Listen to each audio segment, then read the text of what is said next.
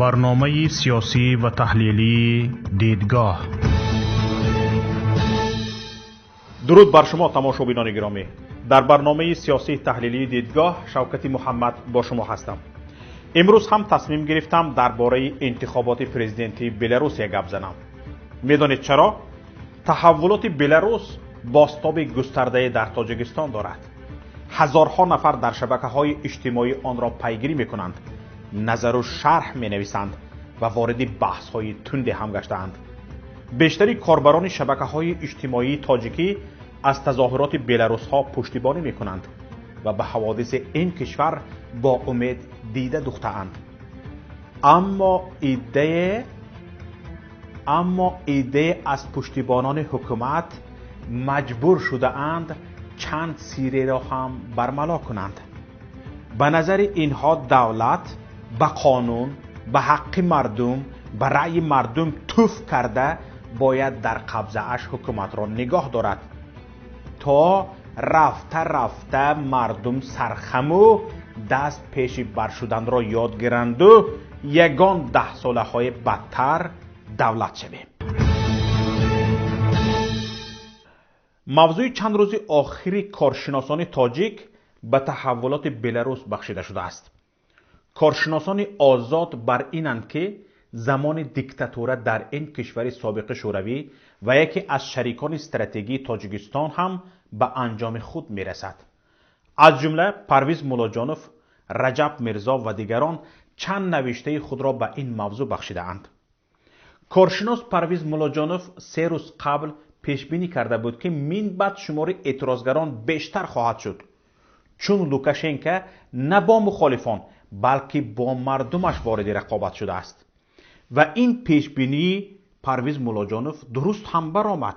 ساعت به ساعت شمار معترضان بلاروس می افزاید و 10 شرکت و کارخانه های حتی دولتی این کشور به حمایت از رقیب لوکاشنکو دست به کار پرتایی زده اند. طبیبان با خلعت‌های سفید به کوچه ها ریختند و از حکومت می‌خواهند نیروهای امان را جمع کند. حتی هزارها پلیسی امان لباس‌های نظامی خود را بدر کرده به مردم می‌پیوندند. اما عیناً در همین شکل حکومت تاجیکستان توسط دستگاه تبلیغاتیش وارد رقابت اطلاعاتی با جامعه شهروندی و حتی اکثر مردم کشور شده است. کارشناسان حکومتی و رسانه‌های دولتی کوشش می‌کنند تحولات بلاروس را در آینه واژگونه نشان دهند و به مردم هشدار دهند که چنین رفتار می‌تواند باعث فروپاشی دولت و سالها بی‌ثبات شدن آن گردد. اما کارشناسان مستقل، جامعه شهروندی و بیشتر مردم نظر دیگر دارند. رجب میرزا، کارشناس و روزنامه‌نگار معروف، حادثه های اخیر این کشور را به روزهای اخیر سقوط شوروی مانند کرده گفته است که آن زمان نیز رهبران کمونیست فکر داشتند که تنها با تبدیل نام در کرسی های خود می توانند سالهای طولانی خود را در منصب های اول حفظ نمایند. اما ذهنشان به این نمی رسید که دنیا در روبروی گردش های نو قرار دارد و تنها با بازسازی ظاهری به این میلان ها رسیدن امکان ندارد.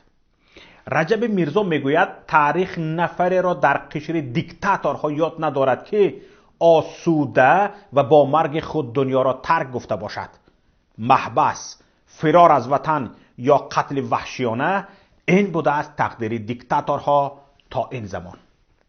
در همین حال کارشناسان حکومتی کوشش میکنند لوکاشنکو را حق و مردم را ناحق برآورند.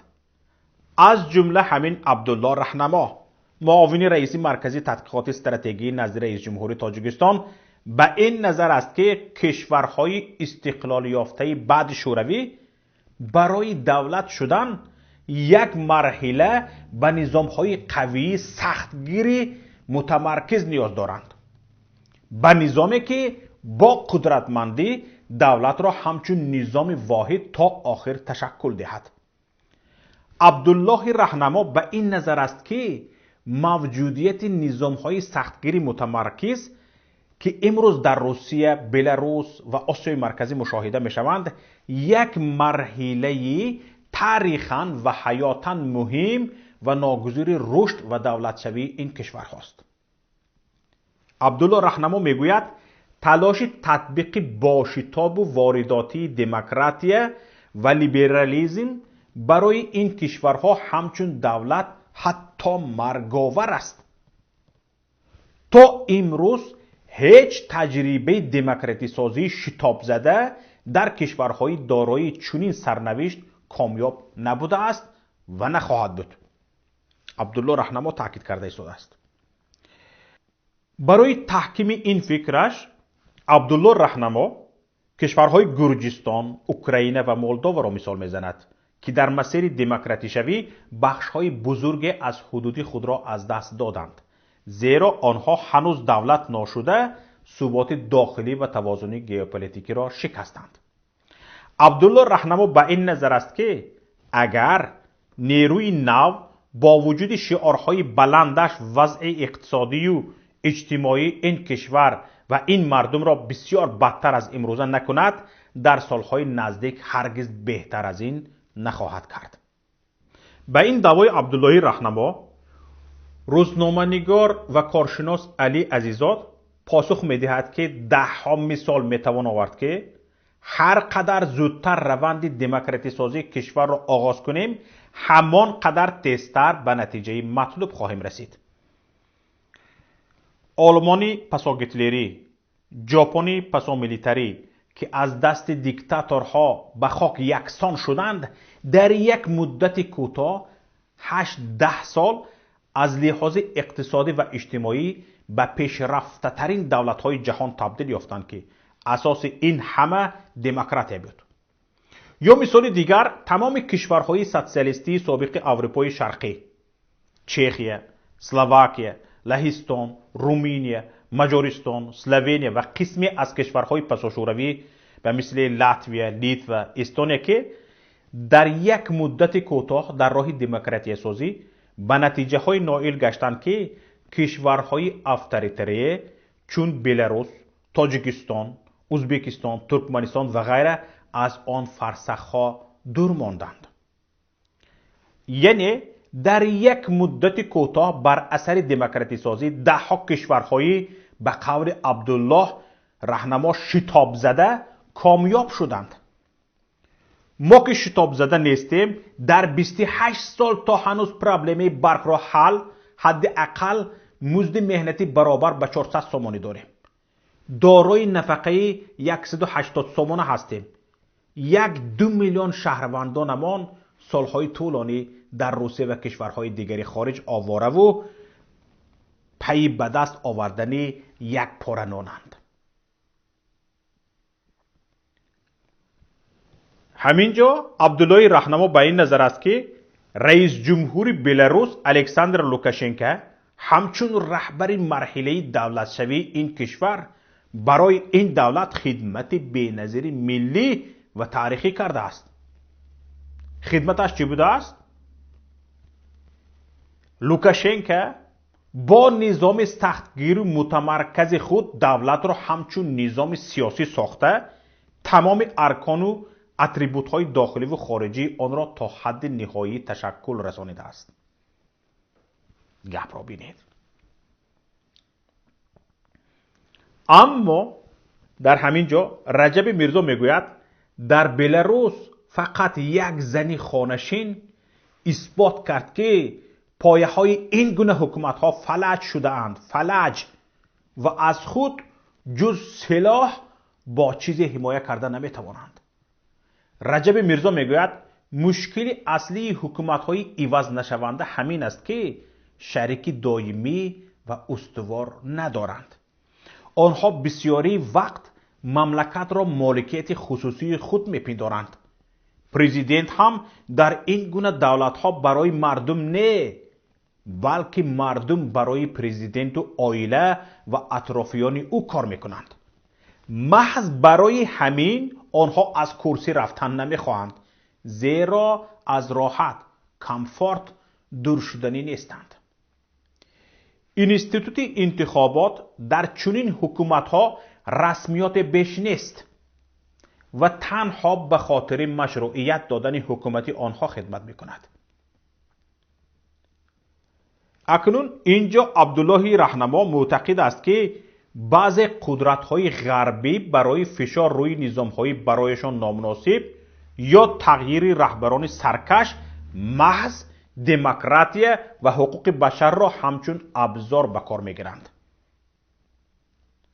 عبدالله رهنما میگوید باید شک نداشت که وقت چنین تصمیم و چنین لایحه برای دموکراتی کنانی کشوری خاص پیش گرفته شود، در روند تطبیق آن مقصد از تبلیغ و تلقین دموکراسی هرگز دموکراتی کردن آن کشورها و احساس خیرخواهانه آزاد و خوشبخت ساختن مردمانشان نیست، بلکه به واسطه طوفان دموکراتی خواهی عوض کردن قدرت سیاسی به نفع منفعت‌های ژئوپلیتیکی خود است.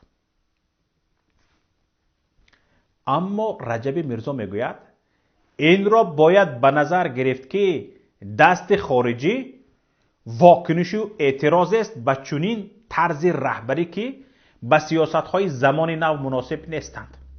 هرچند در معرکه‌های انتخاباتی بلاروس لوکاشنکو از این پیش هم دست خارجی پیدا کردنی میشد، یا اوکراین یا روسیه یا کشورهای غربی را متهم میکرد که به حکومت او چشم علا کردند. یگان انتخابات لوکاشنکو نداشت که این یا آن کشور خارجی را دشمن خود اعلان نکرده باشد. عبدالله رهنما با آوردن مثالهای پرتضاد خیلی کوشش کرده است که از رژیم امام علی رحمان پشتیبانی کند و به مردم فهماند که هنوز فرصت دموکراتی سازی و حتی برقراری عدالت اجتماعی در تاجیکستان فرا نرسیده است. کنستیتوسیه چی می شود؟ عبدالله این همه گفته های کنستیتوسیه، قانون های قبول شده فقط در روی کاغذ میمونند. همین طور گفتنی هستید؟ تماشابینان عزیز ببینید در دوام این استراتژی کشور چی میگوید؟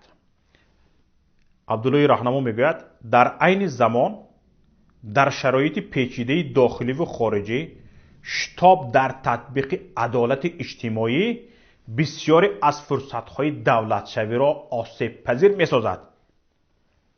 یعنی به نظر این کارشناس دولتی، به نظر این کارشناس درباری، مردم باید حتی از طلب تأمین عدالت اجتماعی خودداری کند تا دولت شکل گیرد و قدرتمند شود.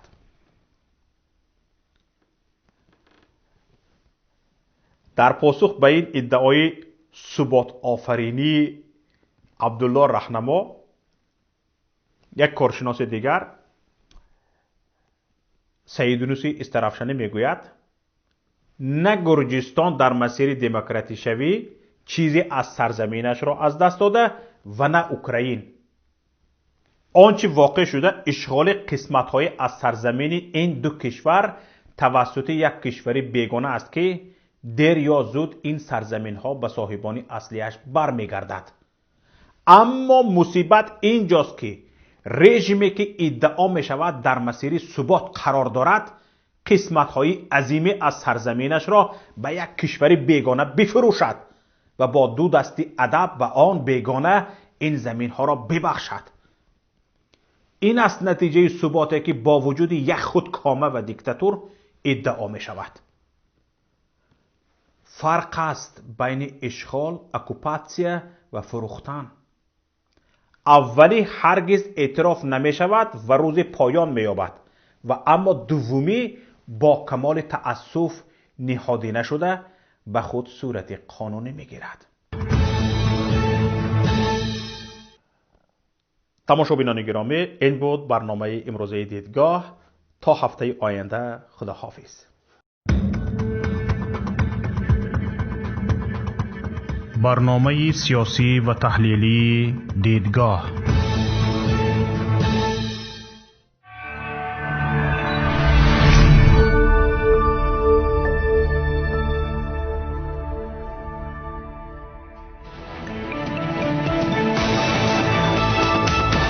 رادیوی پیام. در فضای سیاست صدای جدید. رادیوی پیام. علم، فرهنگ، نوید. رادیوی پیام. مشورت، بحث، گفت و شنید. در تمام دنیا روی رسانه اینترنتی رادیو پیام نقطه نت.